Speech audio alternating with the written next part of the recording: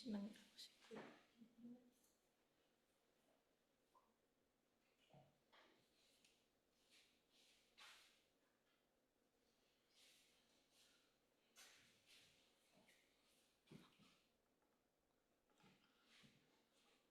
샬롬. 제가 초등부 예배 이렇게 시작해버릇해서 샬롬. 네, 민망하네요. 초등부가 아니어가지고. 이게 글씨가 약간 깨졌는데 네, 오늘의 제목을 제가 한번 써봤어요. 그래서 복음은 계속된다가 제목이고 이 아래 잘려서 에바만 보이지만 에바다입니다. 네, 에바다. 네, 그래서 이제 제목을 한번 정해봤어요. 네. 그래서 일단 이 에바다가 잘렸지만 이거를 잠깐 설명을 드리면 이제 예수님이 갈릴리 호숫가에서 이제 귀먹고 말 더듬는 자를 사람들이 예수님께 데려오거든요. 그래서 안수해 달라고 데려온 거였어요. 그래서 이제 이 귀 먹고 말 더듬는 자를 따로 무리에서 떼서 데리고 가셔서 이제 양 귀에 손가락을 넣으시고 혀에 이제 침을 이렇게 뱉어서 이렇게 혀를 이렇게 만지시는데 이게 우리의 문화에서는 약간 비위생적이어 보이지만 이때 당시에는 침이 치유하고 이렇게 귀신을 쫓는 힘이 있다고 믿었어요. 그래서 사실 이제 보여주고 싶으셨던 걸 지금 뭘 하고 계신지 이제 알려주고 싶으셨던 거라고 추측을 해요. 이제 그러면서 이제 그 사람을 이제 이렇게 치유하겠다는 이제 표현을 하신 다음에 그런 다음에 하늘을 보시면서 이제 하신 말씀이 여기 제가 적었던 에바다입니다. 그래서 오늘 찬양에서 선포되었던 것처럼 열려라. 열리라는 그 말씀이고 그래서 이 사람은 귀가 열리고 혀가 풀려서 말이 분명해졌다고 해요. 네. 그래서 이제 오늘의 이제 말씀은 이제 우리의 마음과 영과 눈과 귀와 혀가 주님께 열리기를 세상으로 말고 세상으로 말고 주님께 열리기를 바라는 마음으로 제가 이렇게 제목을 지어봤습니다. 네. 그래서 네, 저희가 요한복음 20장 1절부터 8절인데 이게 약간 깨지는 것 같은 느낌이 드는데 네.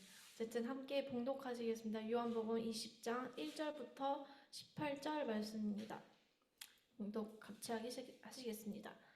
네. 안식 후 첫날 일찍이 아직 어두울 때에 막달라 마리아가 무덤에 와서 돌이 무덤에서 옮겨진 것을 보고 시몬 베드로와 예수께서 사랑하시던 그 다른 제자에게 달려가서 말하되 사람들이 주님을 무덤에서 가져다가 어디 두었는지 우리가 알지 못하겠다 하니 베드로와 또 다른 제자가 나가서 무덤으로 갈새 둘이 같이 다름질하더니 그 다른 제자가 베드로보다 더 빨리 달려가서 먼저 무덤에 이르러 그무려 세마포 놓인 것을 보았으나 들어가지는 아니하였더니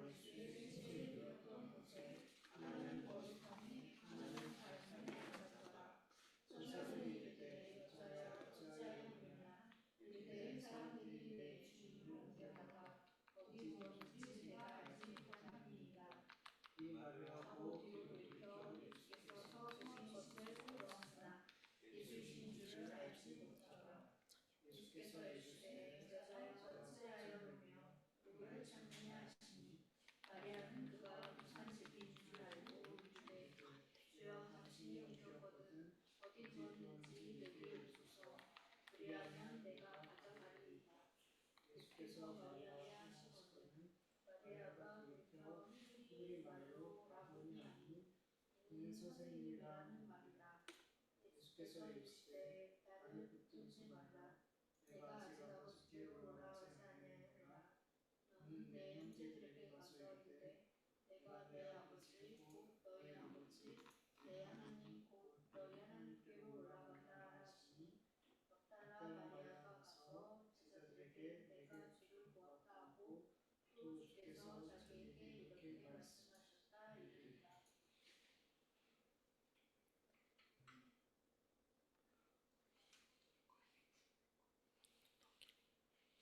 넘기는 거. 네, 죄송합니다. 저희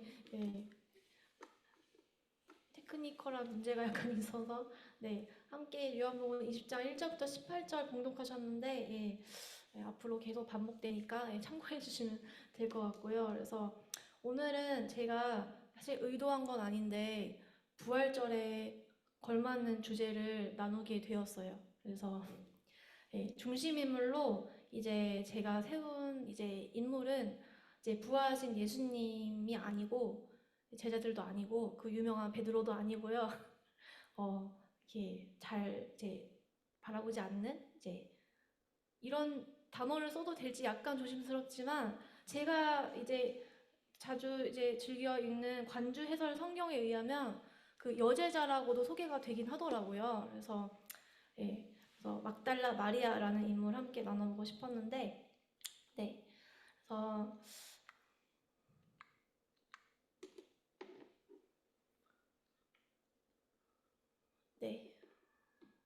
이게 왜 안 돼? 안 돼. 근데 제가 넘겨야 돼가지고 이게 구성이 죄송합니다. 좌우 키를 쓸 거예요. 아무거나 상관없어요. 좌우 키로 하셔도 돼요. 이제 지금. 네, 안 넘어가요. 안 되는데. 돼요. 되고 있어요. 되고 있어요. 네, 되고 있어요. 네, 죄송합니다. 네, 돌아가시는 걸로 하시면 돼요.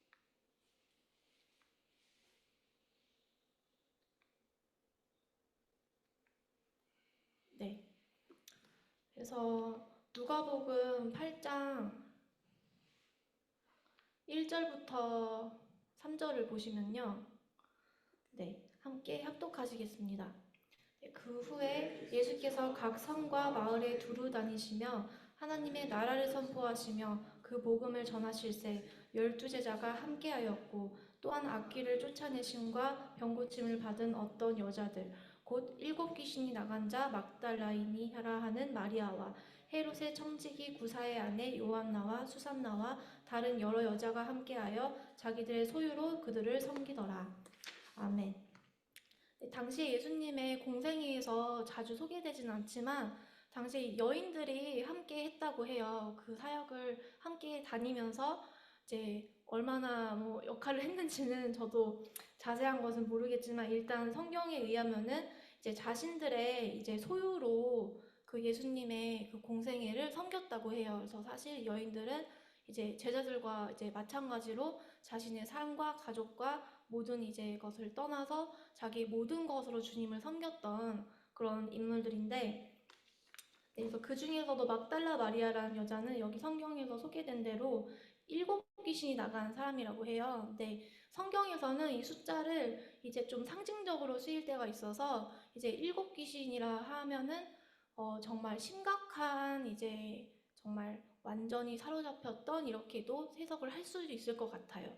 그래서 이제 제가 여자여서 여자를 세운 건 아닌데 인물로 세운 건 아닌데 제가 생각을 해보니까 여인에게 이렇게 마음이 간 이유는 당시에 사실 고대 이런 근동 사회에서는 여성들이 이제 사회적으로 이제 인구 수를 셀 때도 포함되지조차 않았어요. 그러니까 사람 인구로도 세지 않을 정도로 이제 사회적으로 이제 경제 활동도 못했고 이제 한마디로 이제 사람 취급을 좀 못 받았다라고 할 수 있을 것 같아요. 그래서 이제 법정으로 증인으로 설 자격도 없었고요. 근데 예수님이 이제 이 여인 3명을 부활의 첫 증인으로 세우시는데 예수님은 누구보다 더 잘 아셨을 거예요. 유대인이셨기 때문에 부활의 증인으로서 여자들은 자격이 사실 없어요. 법적으로. 법정에 쓸 것은 아닐지도 모르겠지만 일단 여자들의 증언은 효력이 없다고 보면은 맞는데 이제 그런 여인들을 먼저 찾아가셨고 그 중에서도 막달라 마리아가 이제 더 많이 소개가 되거든요.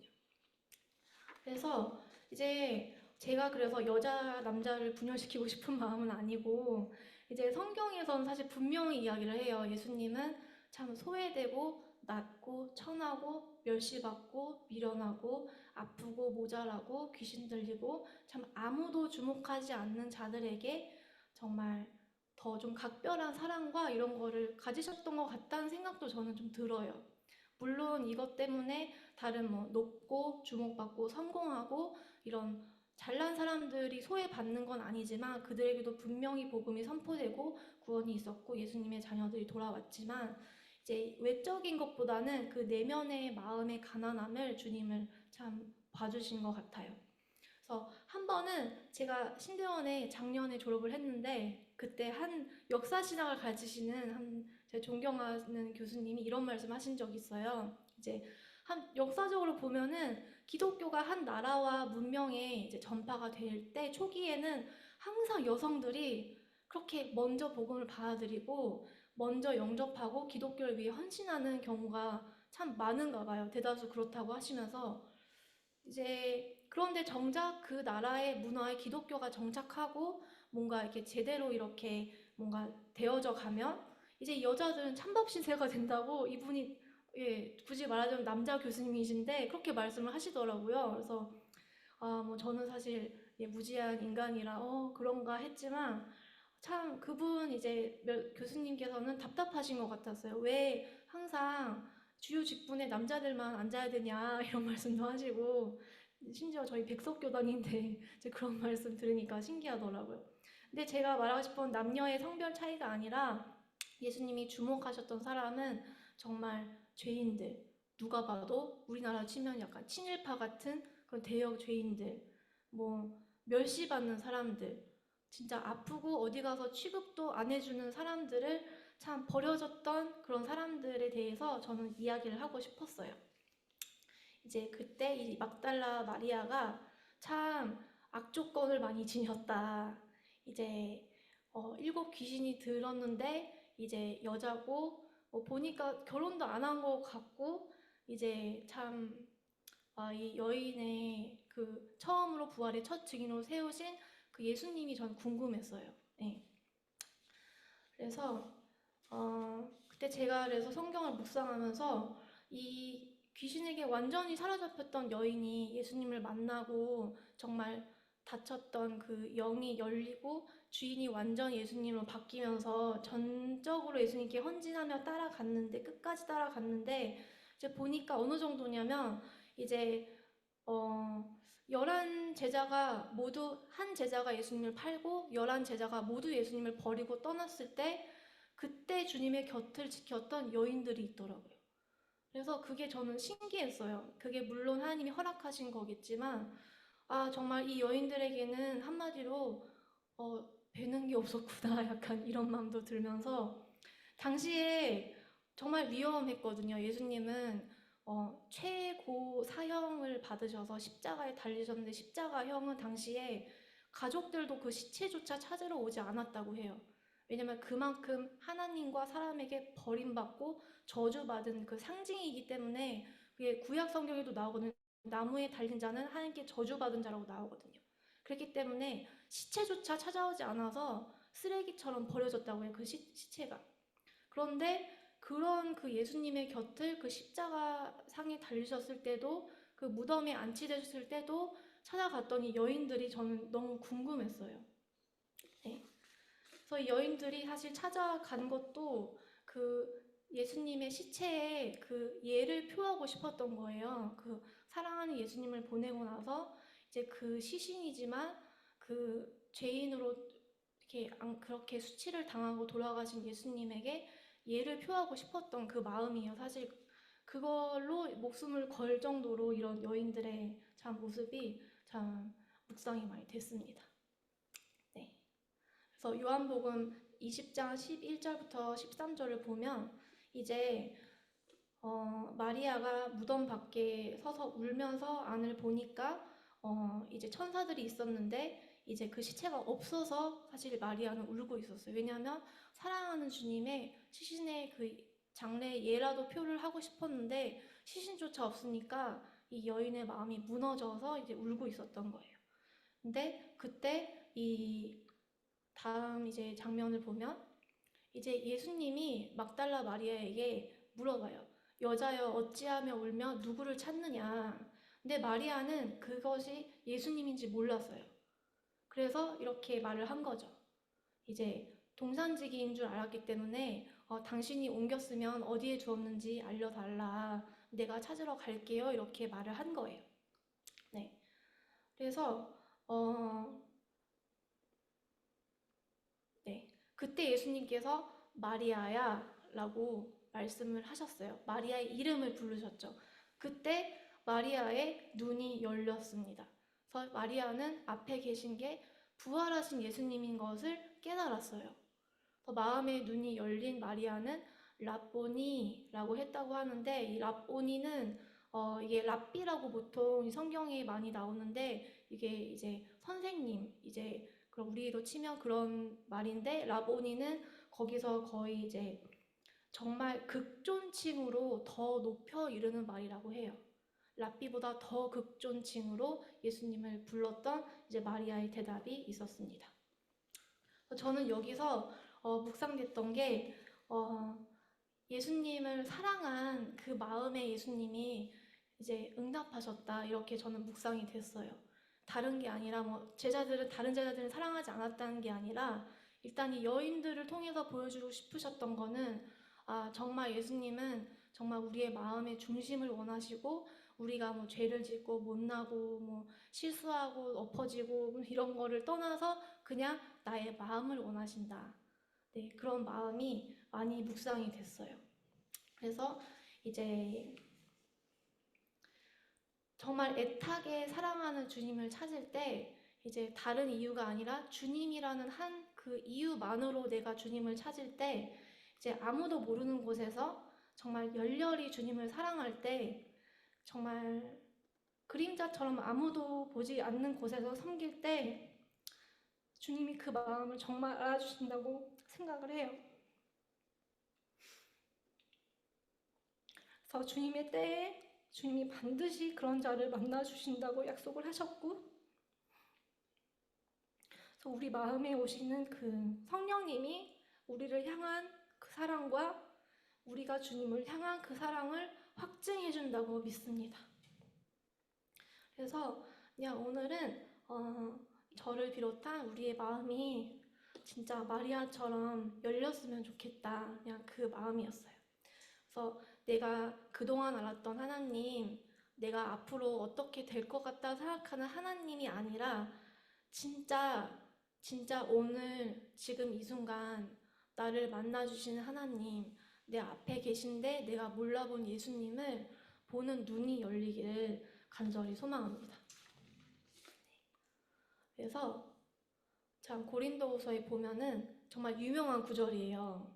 이전 것은 지나갔으니 보라 새 것이 되었도다. 그리스도 안에 있으면 새로운 피조물이라 이렇게 하나님이 선포를 하셨더라고요. 그래서 진짜 부활하신 예수님과 함께 우리는 새 사람이 된 거예요.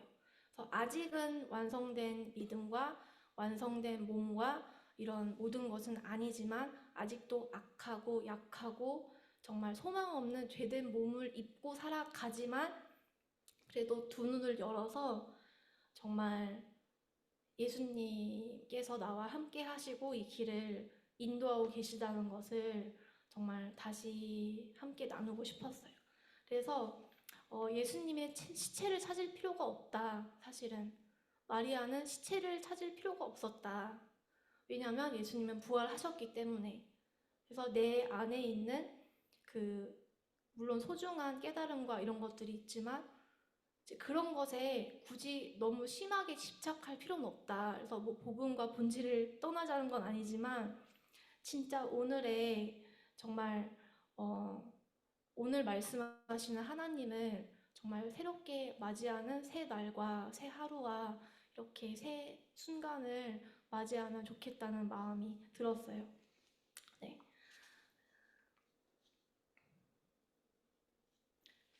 잠시만요.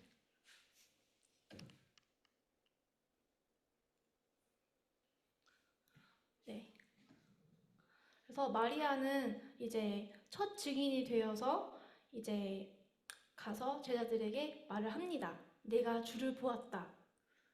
하지만 이제 그 말을 많이 이제 사람들이 이해는 못했지만, 네. 그래서 예수님은 정말 저 같은 경우는 전도사로 지금 사역을 하고 있는데 가끔은 사실 첫 사역지에서 이런 질문이 생겼어요. 스스로 뭔가 내가 그냥 일을 해야 될 것 같다는 생각. 주님이 나에게 일을 주셨으니 일을 열심히 해야 된다. 열심히 하자 이러면서 하다 보니 정작 주님에게 그렇게 관심이 가지 않는 이상한 현상이 발생했어요. 정작 예수님은 많이 말하는데, 예수님의 은혜를 말하고 말씀을 나누는데 정작 예수님은 바라보지 않는 기이한 현상이 발생하면서 무엇이 맞는 거지? 이렇게 생각을 하게 되더라고요. 물론 말은 해야 돼서 말은 하는데 정작 이제 교제는 이루어지지 않으니까 말씀 읽거나 되게 고갈이 많이 되더라고요. 근데 정말 더 깨닫게 되는 건, 주님은 나를 통해 일을 하려고 하시는 것보다 그냥 나를 원하시는구나. 그냥 나랑 사랑하기 원하시는구나. 나를 통해서 이루시는 걸 바라보기 원하시는구나. 와, 감탄하고 같이 속상해도 하고 울기도 하고 이렇게 주님과 내가 동역하기를 바라시는 거구나. 이걸 깨닫으면서 신기했어요. 왜 굳이 나를 혼자 하시면 세상도 만드시는데 굳이 나를 근데 진짜 예수님이 이 땅에 오시고 모진 세월과 진짜 솔직히 전 십자가가 좀 엽기적인 것 같아요. 진짜 알수록 그 정도까지의 정말 심각한 고난과 모든 수치와 수모를 다 겪으신 이유가 나를 사랑해서구나. 근데 이걸 정말 깨달으면 깨달을수록 놀라운 것 같아요. 그냥 솔직히 이해가 안 가고 왜 나를 그렇게 사랑하시지? 막 이런 생각도 많이 들고 근데 정말 갈수록 이제 보여주시는 게 사랑은 지지 않는다. 사랑은 약하지 않다. 세상이 보기에 십자가가 약해 빠지고 실패하고 심지어 뭐 신은 죽었다 뭐 이런 뭐 이상한 말도 많이 하지만 사랑은 약하지 않다. 물로 터진 게 아니다. 정말 강한 사람이 사랑을 하는 거고 상처받는 거고 더 참아주는 거고 죽어주는 거고 이거를 이제 부모와 자녀 관계에서 많이 보게 되는 것 같은데 더 성숙하고 더 사랑하는 사람이 더 사실 져주는 거잖아요. 그리고 그 사랑을 가장 많이 받은 게 이제 그리스도인들이라고 저는 생각을 해요. 진짜 하나님이 우리에게까지 그 죄인이 되시기까지 낮춰주신 그 사랑을 저는 정말 묵상하고 싶었어요. 그래서 진짜 세상에서 흔히 말하는 고객님 사랑합니다. 막 이 세상이 뭐 끝내까지 뭐 너만 사랑해 이런 허접한 그런 말만 사랑인 그 사랑이 아니라 우리는 진짜 예수님의 사랑으로 하나님의 사랑으로 생명으로 피로 묶인 자들이라는 것을 나누고 싶었어요. 그리고 이 사랑의 끈은 예수님의 생명이기 때문에 끊을 사람이 없더라고요. 이게 성경에 정말 많이 나오는데 그 중에 두 가지를 제가 가져와 봤는데 함께 봉독하시면 좋겠습니다. 네. 누가 우리를 그리스도의 사랑에서 끊으리요? 환난이나 공고나 박해나 기근이나 적신이나 위험이나 칼이랴. 내 양은 내 음성을 들으며 나는 그들을 알며 그들은 나를 따르느니라. 내가 그들에게 영생을 주노니 영원히 멸망하지 아니할 것이요 또 그들을 내 손에서 빼앗을 자가 없느니라. 그들을 주신 내 아버지는 만물보다 크시며 아무도 아버지의 손에서 빼앗을 수 없느니라. 나와 아버지는 하나이라 하신대. 네, 진짜 하나님의 사랑에서 우리를 끊을 수 없는 이유가 우리는 이제 사망의 권세에서 벗어나 정말 속량받아서 하나님의 손에 있다. 예수님의 손에 있기 때문에 빼앗을 자가 없다. 이렇게 말씀을 선포받으니까 되게 좋더라고요. 네. 그래서 같이 나누고 싶었고, 그래서 우리의 소망의 근거는, 구원의 근거는 예수님이고 하나님의 사랑이기 때문에 하나님의 주권이고, 이것을 거스르고 뭐 딴지를 걸거나 그럴 자가 없는 거예요, 사실. 네. 그래서 물론 그것을 믿고 맘대로 죄를 지어서는 안 되겠지만, 그냥 죄인이다 보니 죄를 늘 짓게 되고, 사실 알든 모르든.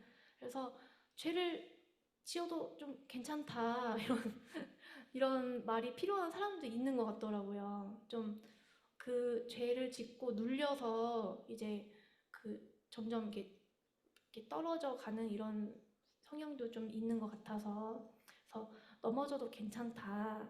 이제 같은 회개를 뭐 몇 번, 뭐 몇 년을 뭐 반복하게 될 때도 있는데 또 괜찮다. 그래서 그거 괜찮다는 것을 믿고 맘대로 죄를 지라는 게 아니라 정죄감과 패배감에 좀 안 눌렸으면 좋겠다, 이런 말을 좀 스스로에게도 하게 될 때가 있고, 좀 남들 보면서 하게 될 때도 있는 것 같아요. 네. 근데 분명히 피를 흘리기까지 죄와 싸우라고는 하셨지만, 십자가를 지라고는 하셨지만, 그 십자가와 죄에 눌려서 이제 거기에 그 무덤이 돼서 묻혀버리라고 하신 적은 없거든요. 네. 그래서 어제는 졌을 수도 있고, 오늘도 질지도 모르고, 어쩌면 내일도 질지도 몰라요. 이거는 우리가 모르는 거지만, 그래도 반드시 승리한다. 내일은 이긴다는 마음으로 저는 살아가고 싶어요. 왜냐하면 주님이 정하신 때에 주님의 방법으로, 예수님의 능력으로 이길 것을 믿어요.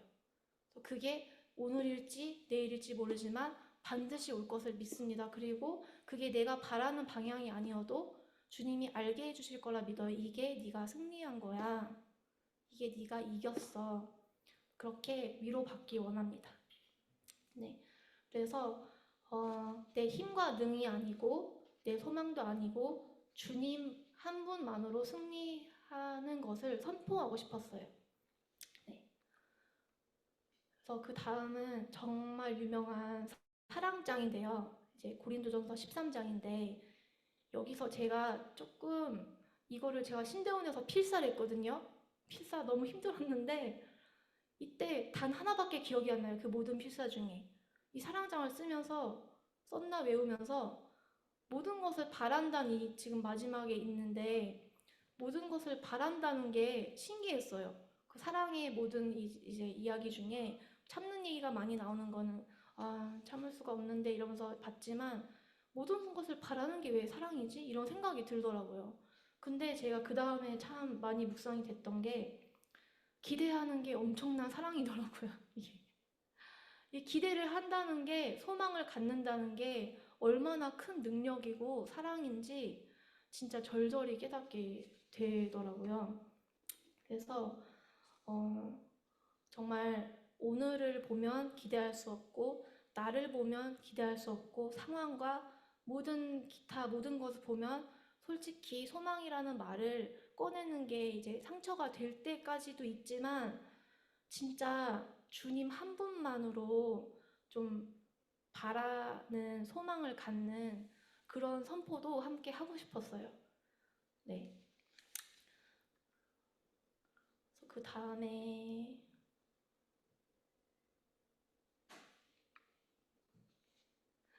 죄송합니다. 이게 조금 원활하진 않네요. 네. 그 다음에는 제가 사실 계속 승리를 선포하고 싶었어요. 예수님의 부활은 승리고, 정말 사실 정말 기쁜 소식, 그 복음에 정말 걸맞는 그 하이라이트잖아요. 부활이란 게 너무 즐거운 일이기 때문에 이거를 좀 같이 나누고 싶어서, 그 감격을. 그래서 여기 보면은 제가 좀 크게 해놓은 부분이 이제 사망아 너의 승리가 어디 있느냐, 사망아 내가 쏘는 것이 어디 있느냐. 여기 그 다음을 보면 사망이 쏘는 것이 죄라고 나오거든요. 사망이 죄를 쏴서 사망으로 데려가려고 하지만, 우리는 예수님의 피로 속량받은 백성이기 때문에 사망에게 당당하게 말할 수 있는 거예요. 사망아 너의 승리가 어디 있느냐, 너의 쏘는 것이 어디 있느냐. 물론 비록 육신을 입고 있는 나는 죄를 지을 수밖에 없지만 예수님의 보혈을 힘입어서 당당하게 말을 하고 싶었어요. 너는 졌어. 예수님이 이겼어. 나는 질지도 몰라. 하지만 예수님은 이겼고 예수님 안에서 나도 승리한다. 이렇게 선포를 하고 싶었어요. 그래서 진정 이긴 싸움이라는 것을 어떻게 보이든 얼마나 참 갈수록 사랑이 없고 힘들어지고 솔직히 기독교인들이 이제 예수님 오시기까지 정말 세상 사람들이 보기에 좋은 형편이 될 확률은 정말 거의 없죠.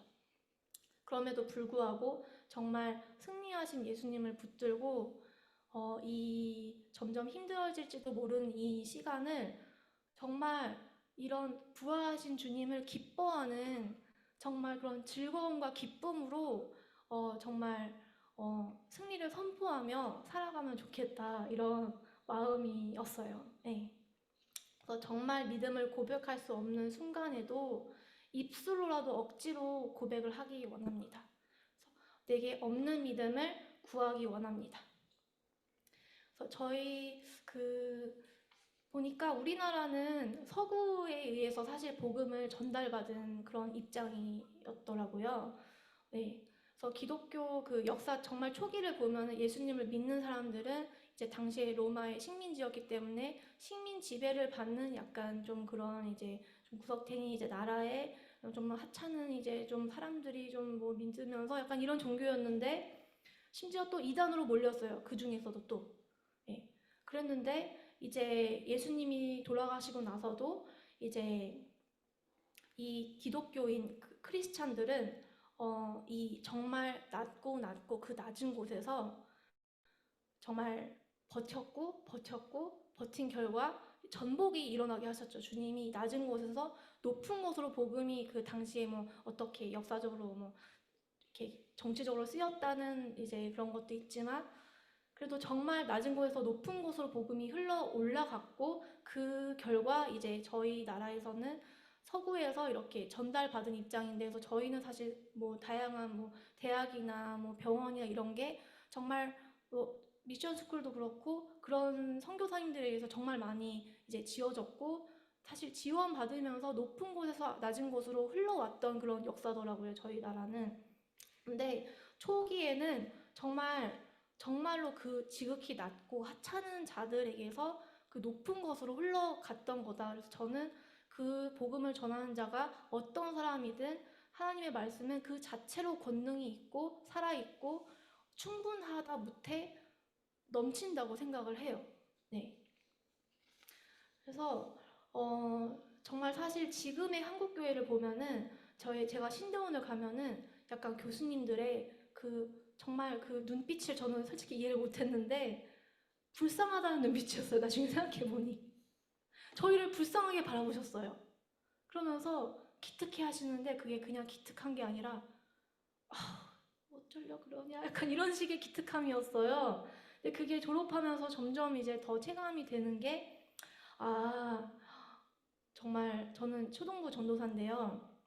다음 세대 복음화율이 3에서 5% 미만이면 미전도 종족으로 분류가 되어서 선교 대상이 된다고 해요. 그 국가 문화가. 근데 우리나라 다음 세대가 그렇게 해당이 되고 그리고 심지어 그래서 아이들 중에는 예수님을 모르는 아이들이 더 많고 우리에게는 충격적인 일이지만 그럴 뿐더러 사실 그 아이들에게 가장 먼저 이제 이렇게 기독교 이렇게 하면은 이렇게 생각나거나 그런 게 신천지 같은 이단이에요. 심지어 그렇게 학교나 이런 데 이렇게 MOU를 맺어서 공식적으로 들어가서 후원하고 활동하는 것도 다 거의 이단이고요. 기독교 쪽은. 제가 그런 걸로 알고 있어요. 그래서 이게 굉장히 참 우리나라가 선교 대상이구나. 이게 제가 신대원을 졸업할 때쯤에는 마음이 굉장히 좀 무거워지는 소식이긴 했어요. 네. 그리고 진짜 제가 불신자에서 이제 전도사까지 갑자기 되면서 주변에서 이제 불신자 친구들이 더 많은데 이제 사회에서 기독교와 교회를 어떻게 바라보는지 그 친구들을 통해서도 너무 직접적으로 이제 알게 되고 그러면서 진짜 막 다양한 곳에서 들려오는 게 교회 다닌다고 했다가 뭐 억울하고 힘든 일을 겪는다는 거는 이제 다들 이제 겪는 일상들인 것 같았고 이제 아이들 같은 경우에는 교회를 다닌다는 이유로 약간 그런 사이비 이단의 취급을 받고 정말 이렇게 어, 어, 진짜 참 힘든 상황이 점점 더 되어져 가는구나 이런 게 피부로 느껴지니까 참 네. 하지만 그런데도 이제 제가 김성교 선교사님이 한번 말씀하신 게 이제는 그래서 다들 절망적이라고 생각을 하지만 그렇지 않다고 하시는 거예요. 그래서 하신 말씀이 이제는 교회를 올 이유가 예수님밖에 없습니다. 이러시는 거예요. 이제는 사회적 친분을 쌓으려고 뭐 어떤 뭐 다른 뭐 교제나 뭐 청년들 같은 경우에는 뭐 교회 오빠 뭐 언니 동생 만나러 그럴 이유가 없다는 거예요. 이젠 정말 예수님 밖에 이유가 없다는 거예요. 교회에. 그래서 저도 생각을 한 게 이렇든 저렇든 우리의 눈에 어떻든 복음은 계속된다. 복음은 정말 계속된다. 왜냐하면 살아있는 거기 때문에 진리이기 때문에 아무리 핍박하고 씨를 말리려고 해도 진리를 없앨 수는 없는 거예요. 네. 그래서 정말 그냥 주님만으로 행복한 자들이 그리스도인인 것을 이 오늘 본문을 통해서 많이 묵상하게 되었어요. 그래서 어떻게 보면은 뭐 세상의 시각으로 보면은 다양한 말들을 또 하잖아요. 듣게 되고 뭐 너는 뭐 성공했다, 뭐 실패했다, 뭐 착하다, 못됐다 그런 다양한 이제 뭐 가치 기준을 통해서 이야기를 듣게 되는데 근데 그렇든 저렇든 나는 가장 행복하다. 나는 좋다. 뭐 남들이 뭐라 그러든 뭐 돈이 없어서 불쌍하게 보든 돈이 많아서 뭐 이상하게 보든 그냥 주님만으로 행복한 사람이 그리스도인이라는 것을 저는 정말 이제 묵상하게 되었고 그렇기 때문에 정말 그 믿음을 지킬 수 있는 거구나. 왜냐하면 사랑이 이기기 때문에 사랑이 점점 없어져가는 이 세상에서 역행하는 사람들이 그리스도인이기 때문에 주님의 사랑이 우리를 붙들고 있기 때문에 주님의 손에서 그 사랑에서 우리를 끊을 자가 없기 때문에 승리할 수밖에 없구나. 내가 아니라 주님으로 인해서. 그래서 정말 사실은 이 진짜 이제 많은 분들이 이제 연세가 많으니까 기독교인들이 정말 갈수록 병약하고 이제 상하고 그런 이제 몸과 또 마음도 같이 약해지고 그러면서도 정신도 이제 예전 같지 않는 분들도 이제 생길 수도 있고 그러면서 또 한국은 정말 살기 너무 어려운 나라인 면도 있는 것 같아요. 일을 너무 많이 해야 되고 진짜 이게 전쟁 같은 이런 벅찬 일상에서 정말 이 모든 악조건 속에서도 주님을 바라보길 원한다는 말씀을 같이 나누고 싶었습니다. 심지어 때로는 별로 주님을 이제 바라지 않을 때도 있어요.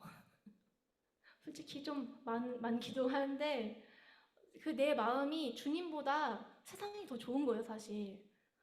왜냐면 너무 잘 맞거든요. 이제 내 육된 이 죄된 이 육신이 원해요, 세상을. 근데 거길 따라갈 수는 없어요. 그런데 이제 저는 약간 얼굴이 두꺼워요. 그래서 대놓고 기도를 하거든요. 내가 주님 아니고 저게 더 좋네요. 저 주님 별로 원하지 않네요, 지금. 저 주님이 좀 말씀 듣기 싫네요.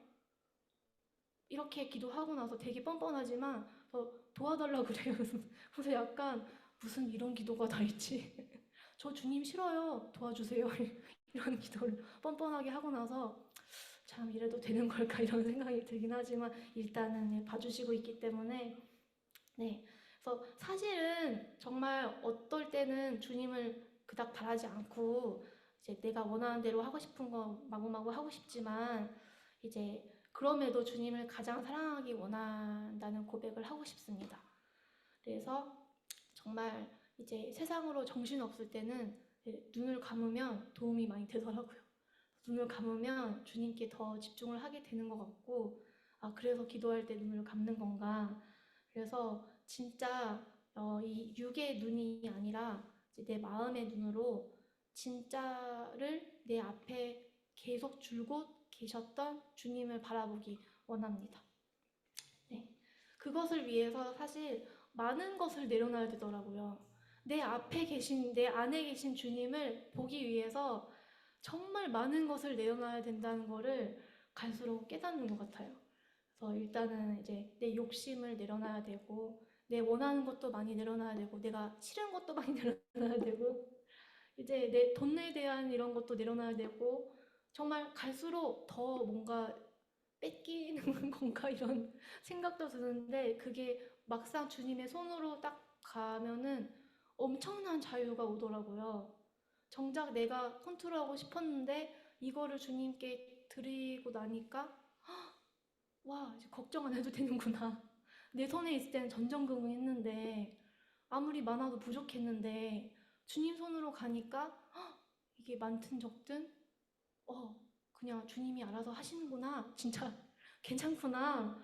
이런 고백을 하게 하시면서 참 신기한 것 같아요. 네. 그 중에 참 저는 많이 내려놓기 힘든 게 뭔가 저는 감정이 좀 많은 사람이기 때문에 그런지 막 마음에 맺힌 것들이 내려놓기가 힘들더라고요. 막 용서한 거라고 생각을 했는데 분명 용서했는데 기도도 했어요. 축복도 하고 막 그랬는데 또 막 미움이 또 생겨 있고 막 억울하고 이런 게 자꾸 생기는 걸 보면서 나중에는 그냥 용서하지 못하고 이 아픈 내가 죽어야 되는 건 아닐까? 이런 생각까지 들었어요. 왜냐면 용서가 안 되더라고요. 일단 내가 너무 아프고 이 아프게 한 사람에 대한 이 원망이 같이 가기 때문에 내 아픔이 멈추는 그런 은혜도 있었어요, 때로는. 근데 이게 아픔이 있는 상태에서 용서가 안 되기 때문에 이게 한 번은 제가 그냥 용서 못하고 아픈 제가 이렇게 주님의 품에 그냥 안겨서 그냥 막 이렇게 죽는 것 같은 그런 경험도 했는데 어쨌든 그러고 나니까 주님이 보이더라고요. 다양한 이제 시도를 하고 있는데 탄원실을 이제 따라해서 막 주님께 막 빵빵 막 고발도 드리고 근데 고발을 너무 많이 해서 이제 고발할 게 너무 많은데 어쨌든 그래서 진짜 그냥 때로는 아플 때 그냥 아파해야 되는구나. 슬플 때는 슬퍼하고 울 때는 울어도 되고 미워할 때는 좀 미워해도 되고 이런 부정적인 감정을 너무 좀 억압받는 것 같아요. 그래서 그냥 좀 힘들 때는 그냥 힘들어하고 근데 죄 짓지 않으면서 힘들어하고 죄 짓지 않으면서 슬퍼하는 게 사실 힘들더라고요, 이게. 근데 그냥 힘들어하고 용서 못하는 저를 주님이 이해 못하시는 건 아니더라고요. 근데 그냥 죄를 짓지 않으면서 이제 용서 못하는 나를 주님께 드리는 그런 거를 저도 많이 지금 묵상을 하고 있어요. 그래서 좀, 네. 그래서 지금은 이제 많은 것들이 믿기지 않을 때가 있지만 그래도 믿음을 고백하기 원합니다. 그래서 내 마음과 내 머리와 입술의 이 전쟁터를 성령님이 지켜주시기를 원합니다. 그래서 저는 사실 지금 좀 몸이 아직도 좀 아픈데, 예, 근데 성경에 분명히 나와 있더라고요. 이제 자녀들을 향한 주님의 그 마음은 재앙이 아니라 복이라고 나오더라고요. 그래서 진짜 주님은 이제 우리의 고통을 끝내기를 바라시는구나. 그래서 정말 이제 고통받는 내가 정말 온전히 주님께 드려졌을 때 정말 그렇게 고통받는 날 보며 더 아파하신 주님이 그제서야 보이고 이제 정말 이제 그 고통이 끝나게 되는 그런 거라는 생각이 많이 들었습니다. 주님이 이미 다 아파하셨기 때문에 다 가져가셔서 다 해결하셨기 때문에 그래서 복수는 주님의 것이라는 걸 믿고 맡기기 원합니다. 이게 성경에 나오더라고요.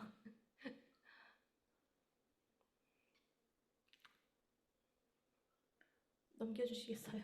네, 됐네요. 네.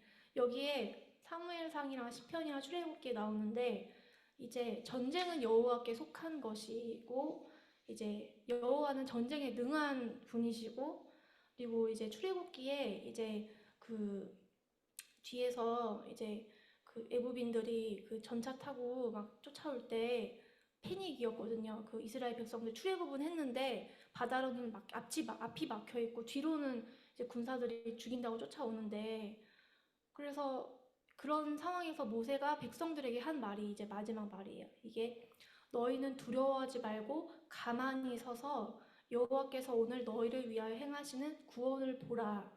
너희가 오늘 본 애굽 사람을 영원히 다시 보지 아니하리라. 이게 사실 모세가 아니라 그 하나님이 선포를 하신 거죠, 백성들에게.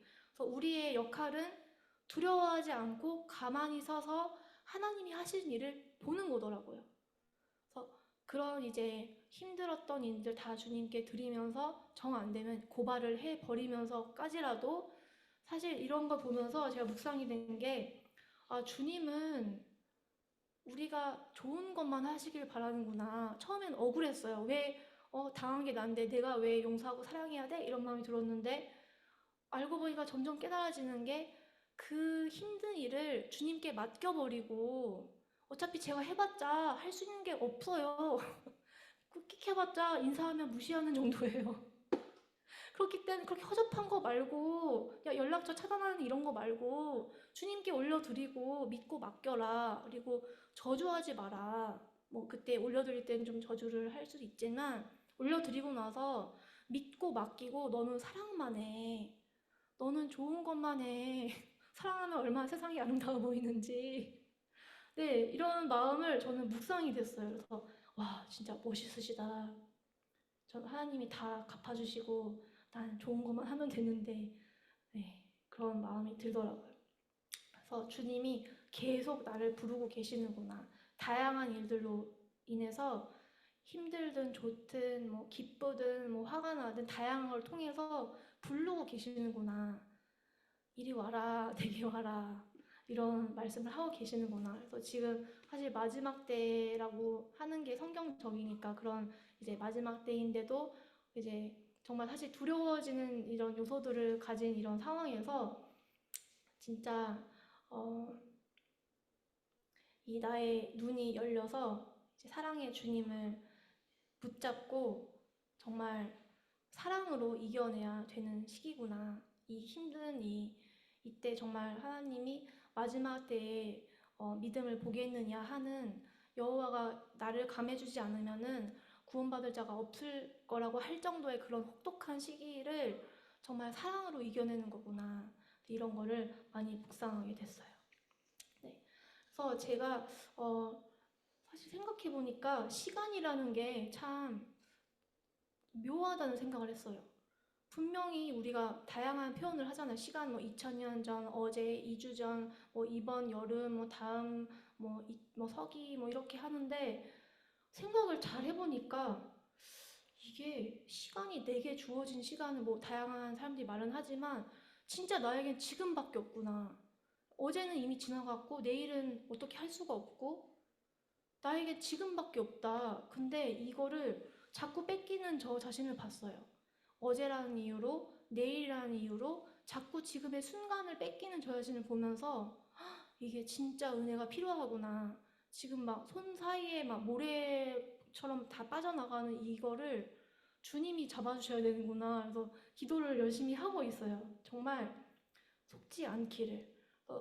주님께는 천년이 하루 같지만 우리에게는 우리는 피조물이기 때문에 시간에 속해 있고 한정돼 있고, 이게 참 진지하게 고민해야 될 문제인 것 같더라고요. 그래서 지금 주님을 바라보기 원합니다. 지금 내가 있는 자리에서 내일도 아니고 좀 이따 한 15분 후도 아니고 이거 하고 나서도 아니고, 나에게 전부인 시간은 나에게는 지금밖에 없기 때문에, 그래서 정말 예수님을 애타게 찾은 막달라 마리아처럼 지금 주님을 애타게 찾기를 원합니다. 주님이 반드시 애타게 찾는 우리의 마음을 받아주셔서 사실 주님이 더 애타게 우리를 찾고 계실 거예요. 그래서 그런 주님을 바라보는 우리의 눈과 마음과 귀와 혀와 이 영을 열어주시기를 그럴 것을 믿습니다. 네. 그래서 이게 마지막 때에 그 명령이 있더라고요. 사실 항상 마지막 때를 준비하는 그런 기독교인이기 때문에 네, 베드로 전서에서도 보면 마지막이 가까웠으니 이제 정신 차리고 근신하여 기도하라. 그리고 이거는 주님과 우리와의 관계죠. 그리고 나서 이제 뜨겁게 서로 사랑하라. 이게 그 율법을 주님이 그 두 가지로 압축을 이렇게 설명해 주셨을 때 하나님 사랑, 이웃 사랑인데 여기서 그 두 가지가 같이 가더라고요. 그래서 그 하나님과의 그 기도로 사랑의 관계를 유지하고 말씀으로 서서 이제 이거를 서로 뜨겁게 사랑하라. 이게 마지막 때 주님의 그 명령이더라고요. 그러고 나서 이제 계속 반복이 되고 로마서에 가서는 바울이 뭐라고 정리를 했냐면 사랑은 율법의 완성이다 라고까지 말을 하더라고요. 그래서 이 정말 주님의 명령인 그 사랑을 우리의 사랑이 아니라 내가 받았던 내가 알고 있는 내 방식의 사랑이 아니라 정말 주님의 사랑을 깊이 묵상하고 그 사랑을 받고 그 사랑을 닮아가는 자들로 이 마지막 때 모두가 서기를 간절히 바랍니다. 네. 이게 사실 굉장히 무서운 말이에요. 왜냐하면 요한일서에 보면은 사랑하지 않는 자는 하나님을 알지 못한다고까지 해요. 이게 정말 무서운 말이더라고요. 그래서 하나님은 사랑이시라고 하면서 이제 하나님의 정체성을 물론 하나로만 묶어놓을 수는 없겠지만 그 하나님은 사랑이시기 때문에 사랑하지 않는 사람은 하나님을 알지 못하는 자라고까지 이야기를 한 거 이게 저는 굉장히 두려워요. 저는 정말 두렵고 그래서 그 다음을 보면은 이제 재물을 가지고서도 형제를 도와주지 않으면 하나님의 사랑이 어찌 그 속에 있겠냐 이 말이 굉장히 무서운 말이에요. 사실 정말 무서운 말이라고 생각을 하고 그래서 우리가 말과 혀로만 사랑하지 말고 행함과 진실함으로 하자 이렇게 이 말씀이 네. 참 그 우리 그 교회에서 많이 나누는 말이지만 그 정말 두렵고 떨림으로 받아야 되는 말씀인데 너무 입으로만 선포되고 있는 말씀이고 저에게도 정말 많이 걸려 넘어지는 말씀인 것 같아요. 네.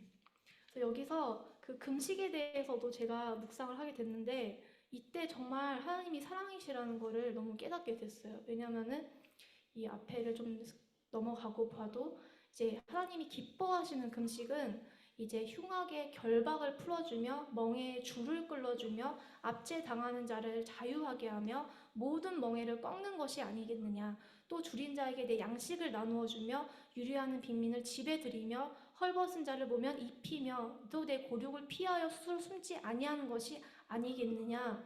이게 진짜 어려운 말씀이더라고요. 그래서 사실 그냥 뭐 자원봉사자와 뭐 인권 뭐 수호자가 되라는 말이 아니라 금식은 보통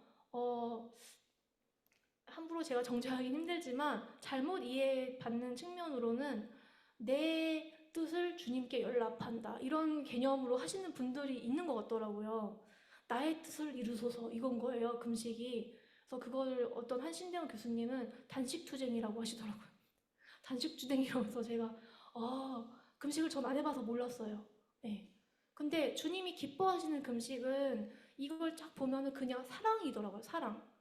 결국 다 좀 너무 제가 스킵하는 건지 모르겠지만 저는 이걸 통해서 사랑의 주님을 또 봤어요. 정말 선하시다. 그리고 이 결과를 또 이제 그 뒷면에 이 뒷부분에 써 있는데 그렇게 하면은 막 빛이 새벽같이 비치고 막 치유가 급속하고 막 영광이 막 호위하고 엄청난 복을 막 약속을 하세요. 네가 부를 때 이제 예수님이 하나님이 응답하신다. 부르짖을 때 응답하신다. 그래서 줄인 자에게 심정이 동해서 그 사람을 만족해 하면은 네가 어둠 속에 낫같이 빛날 거다. 여호와가 너를 항상 인도할 거고 너는 물된 동산같이 될 거다. 이런 말씀을 하신 게 신기하더라고요. 그래서 한 번 제가 이야기 들은 게 십자가가 그 이웃사랑이 정말 저도 많이 너무 어려운 부분인데 그게 하나님에 대한 사랑을 이렇게 증명하는 거라고 하더라고요. 하나님께 받은 사랑을 내가 썩어 뭐 힘들어 뭐 져주고 이러면서 주면서 그러면서 아, 주님이 이렇게 힘드셨구나 이거를 주님께 증명하는 거라고 어디서 들었는데 참 많이 묵상이 됐어요. 네. 그래서 그렇게 하는 자에 대한 하나님의 이 엄청난 그 기쁜 마음이 저는 느껴졌어요. 그래서 제가 정말 묵상이 됐던 게 주님은 복을 완전 많이 준비하시고 기다리고 계신 거예요. 복 주고 싶어서. 그래서 정말 이렇게 주님의 뜻에 합한 뭐 아무나 뭐 다 도와주는 뭐 봉사자가 되자는 것이 아니라 정말 주님의 뜻대로 하나님을 사랑하고 이웃을 사랑하는 사람이 되었을 때 주님이 그 예비하신 복이 그 엄청난 그런 영적인 복과 또 필요하면 세상의 복도 주시잖아요. 그 모든 복이 그 정말 그 복을 받았을 때 주님이 되시는 그 진정한 복이 되는 그 복이 되기를 바라는 정말 그 하나님의 간절한 마음이 전 좀 느껴졌어요. 그래서 왜냐하면 우리 아버지시기 때문에 그 매 맞고 천국까지 질질 짜서 겨우 구원받는 거 말고 이 땅에서 막 정말 누리면서 즐겁게 사시길 바라는 게 아닐까 이런 생각을 해봤습니다. 네, 그래서 다시 함께 나눴던 말씀을 보면은 정말 뜨겁게 서로 사랑해라. 제가 뭐 교회를 다 안다고 할 수는 없지만 사실 그 기독교인이라고 하는 분들 중에 절반 이상이 가난한 성도라 그러더라고요. 저는 이해가 안 갔어요. 교회를 안 나가는데 왜 하나님 이게 뭐지? 그랬는데 또 신대원 그 학교에서 교수님들이 교회 안 나가는 사람들 막 구원이 없다는 분들도 계시고 그래서 아니 뭐가 뭔지 잘 모르겠고 근데 진짜 서로 사랑하는 그것이 좀 사실 가장 어렵고 그게 그리고 사실 어쩌면 그리스도인들에게서 사람들이 많이 보지 못해서 그 많이 실망하고 상처받은 건 아닐까. 그리고 제가 다 알 순 없지만 교회에서 그런 주님의 사랑을 좀 많이 느껴봤으면 하는 마음이 저는 이제 좀 다양한 이제 교회들 다니게 되면서 좀 들게 될 때가 있었어요. 왜냐하면 인간적인 정인 것도 사랑은 주님의 사랑이라고만 하기에는 조금 그렇더라고요. 그리고 정이 한 번 이제 돌아서 버리면은 더 무서워지기 때문에 그렇기 때문에 그런 정 이런 거 말고 정말 주님의 사랑이 좀 숨쉬는 그런 그리스도인과 교회와 이런 것이 분명히 초대교회에 있었던 것 같은데 그래서 돌아가자고는 하지만 글쎄요 이 모든 이제 세월 끝에 정말 그렇게 모두의 재산을 내놓고 이게 주님이 바라시는 건지 전 잘 모르겠어요. 근데 어쨌든 그 사랑을 사람들이 너무 필요로 하는구나 나도 그렇고 그런 생각을 하게 되었습니다. 그래서 내가 받은 사랑을 주님이 명령하셨다 주라고 하셨다. 근데 사실 저도 잘 이해가 안 가기 때문에 어떻게 줘야 될지 좌충우돌하고 하긴 하지만 진짜 이것을 좀 모두가 이제 같이 이제 고민해봤으면 좋겠어요. 이제 사랑의 주님을 만났다면서 다른 사람한테 인색하고 사랑하지 않는 사람은 정말 그거는 저는 아니라고 생각을 하기 때문에 주님께 받은 대로 하면 돼요, 사실. 내가 받은 대로.